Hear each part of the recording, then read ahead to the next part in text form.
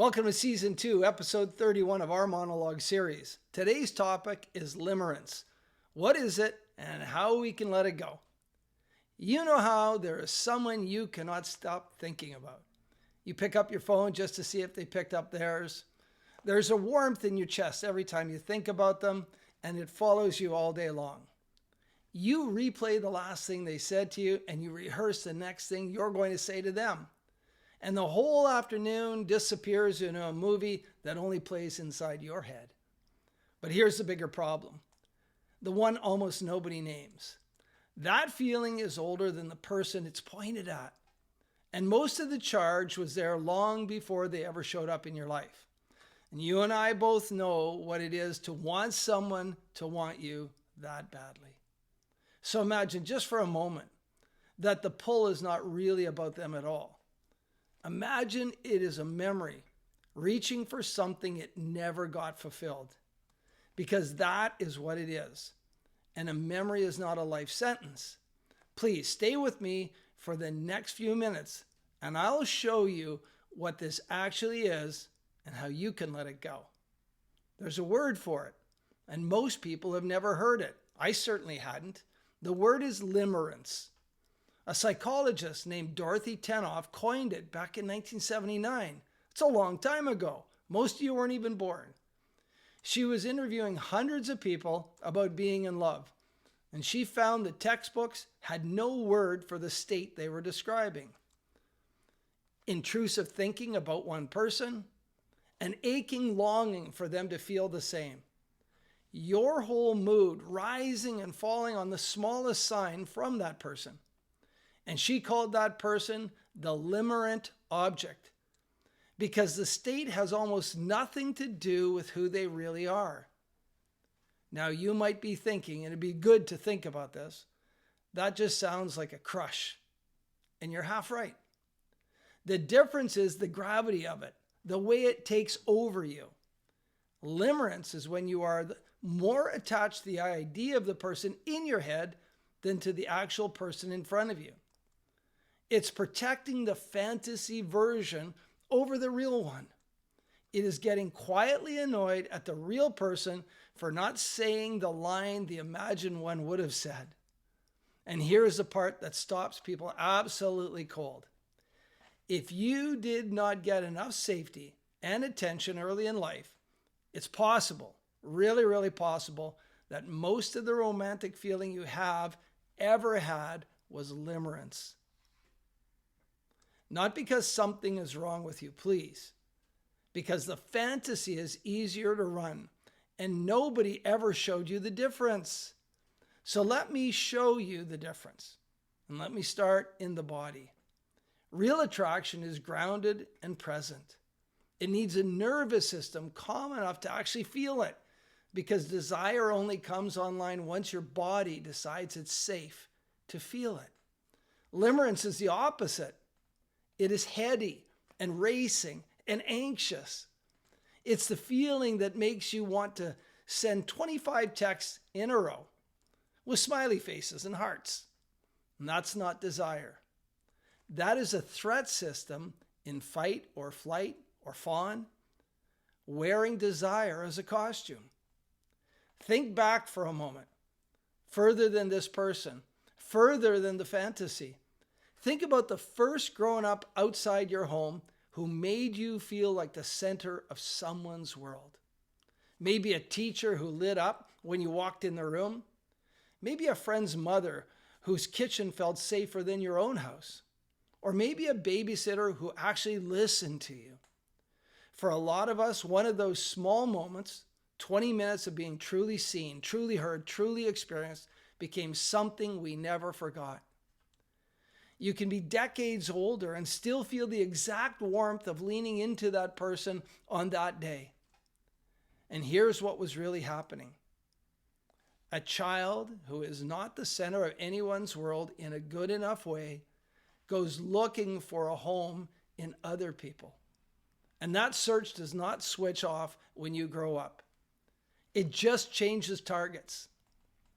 Limerence is that same childhood search running on a grown body, The person you're fixated on is a stand-in for a bond that was supposed to form early in life and never did.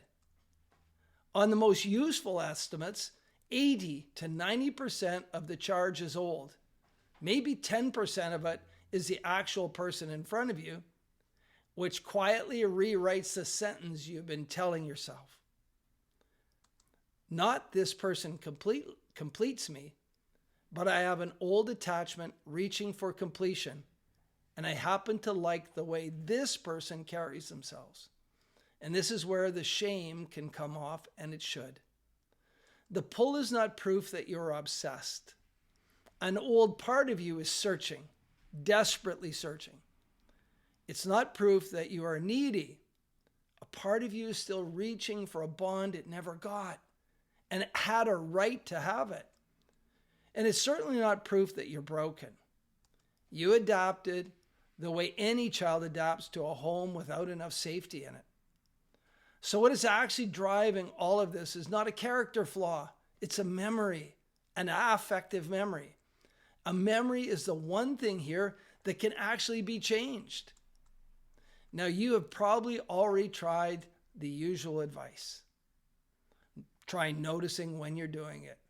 Feel your feet on the floor to get grounded.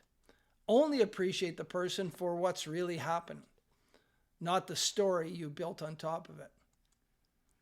Ask your younger self what it needed and try to give it that. All of that helps in sort of a coping way. It works on the surface, which is why people who teach it are so honest that the fight never ends in the way they handle it. One of them says plainly, I still fight with myself all the time. I love my fantasy connections. Another describes years of asking one person after another to be the parent he never had and watching it fail every time. The fight does not end because the memory underneath it is never actually fully processed and updated. You get better at catching it. However, you do not stop making it because you cannot think your way out of something that was never a thought in the first place. So let me take you underneath the thought to where it actually lives. Your brain does not passively receive the person in front of you. It builds your experience of them in advance, a prediction out of material that's already stored. That glow you see around them is not coming off them, not at all. You are projecting it onto them from your own stored picture of what a certain kind of person will finally make you feel. Safe, chosen, worth staying for. And that stored picture was written the way all deep learning is written, through repetition. A childhood spent reaching for a bond that never quite arrived builds up a circuit that lights up hard at the fantasy of finally getting it. The circuit fires, the reward chemistry follows. The whole story writes itself onto whoever happens to be standing nearby. You're not actually falling for the person. You're falling for the prediction your own nervous system has made and then handed to them for them to hold. Now here's the opening, the opportunity. And this is the part almost nobody knows, and if they know, they don't talk about. A memory is not a fixed recording. When you reactivate an old emotional memory, it does not just play back. For a short window, several hours, it becomes unstable and editable. They call it labial, before it reconsolidates or saves itself.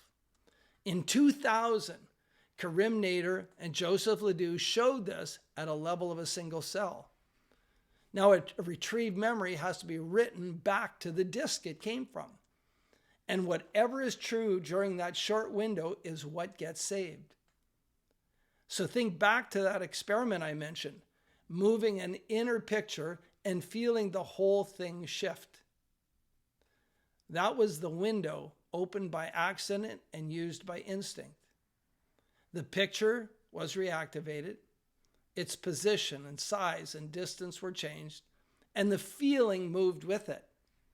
That is a rough, intuitive version of the exact mechanism underneath every trauma treatment that actually works.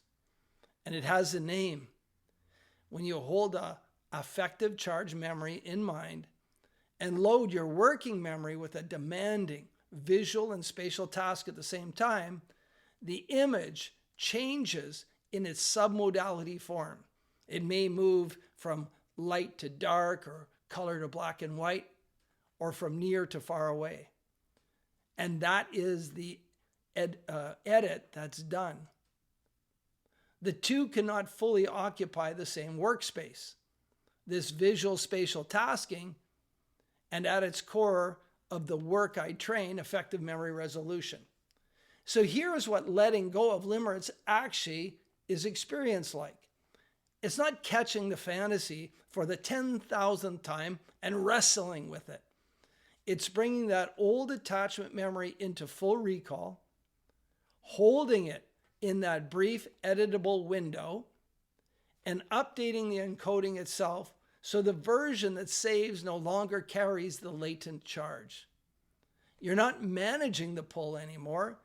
You are changing the affective memory that produces it.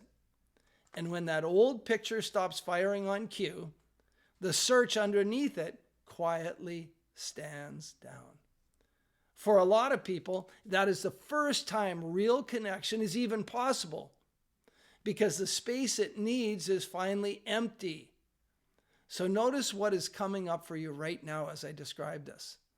Notice if some part of you is scared to let the fantasy go because it has kept you company for so long. And that's not a flaw either. That's just an old memory asking to be updated. The pull you feel is not your character, and it's not your fate. It's just an affective memory. And memories can be changed, and they can be changed in a short series of sessions, not a lifelong fight with yourself. And if this is you, and if this resonates with you, come find the work at Inspired. And if you know someone who has spent years in love with a picture in their own head and not a real person, you might want to talk to them. Because once you have the word, you cannot unsee the pattern. And once you can change the memory, you do not have to live inside the fantasy anymore. I'm Alan Canerva. And if you feel stuck and you want to chat, hit the consult link. It's free. And if you're a clinician and you want to learn more about how to work with affective memories, check out Coffee with Coach's link.